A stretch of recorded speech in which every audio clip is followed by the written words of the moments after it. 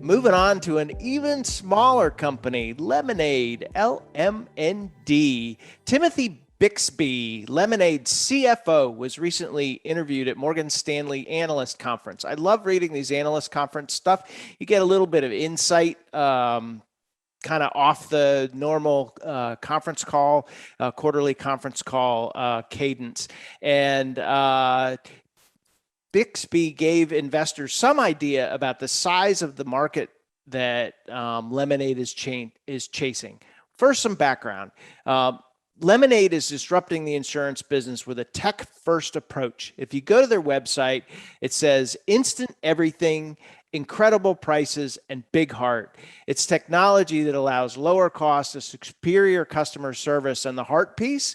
Well, if there's money left over at the end of the year when claims have been paid, they go to your favorite charity. Not a bad deal.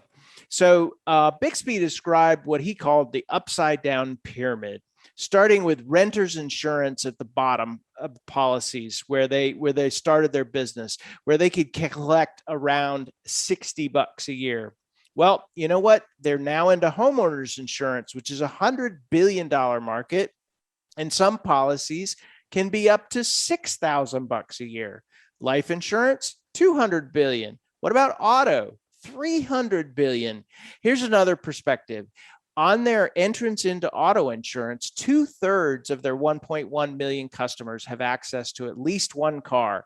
These are loyal, happy customers that I bet would be willing to give auto insurance a try. They are today they are in most of the United States. Looking at They're only in 23 states for homeowners insurance. So they still have room to grow across the United States. Just three countries in Europe, Netherlands, Germany, and France, for only renters and liability. 150 million households in the US, double that in Europe. It's only got 1.1 million customers today. Give this insurance upstart, given that this insurance upstart has plenty of room to run. So I love that approach. Start with the stuff that the only thing a 20-something is going to get, and then slowly build your way up from there. I think that does make for a really compelling long-term thesis.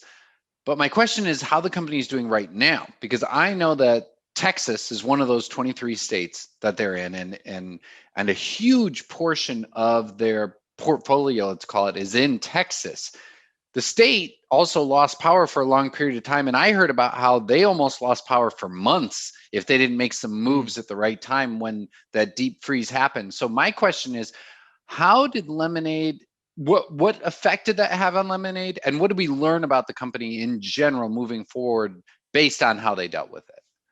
Yeah, so Lemonade's management told the story in the last earnings call and said that for the Texas freeze, they received about a year's worth of claims in the first few days, representing about $20 million of losses. After the event, they kind of pitched this as a we're doing well perspective. We were able to get this catastrophe. We were able to fully resolve most all customer claims within a week, and we had a high net promoter score. Net promoter score is, would you recommend Lemonade to a friend? So management is pitching this as a, hey, even in a catastrophe, we can do really well. So do you take management's word for it? Nah. I think we do our own research. So I did just poked around a little bit. Money.com rated Lemonade as one of the best online home insurance companies. ClearSurance, that has over 2,200 reviews, has Lemonade at a 90.6, give it the highest ranking of excellent, with only 2.3 with the lowest rating. Money Under 30 gave it a 9 out of 10. NerdWallet gives it 4 out of 5 stars. But, what I'm watching is the customer growth and retention numbers. Last quarter, customers grew 10% sequentially and 50% year over year. Annual dollar retention was a new metric that they just started this past quarter, was 81%. That doesn't sound great.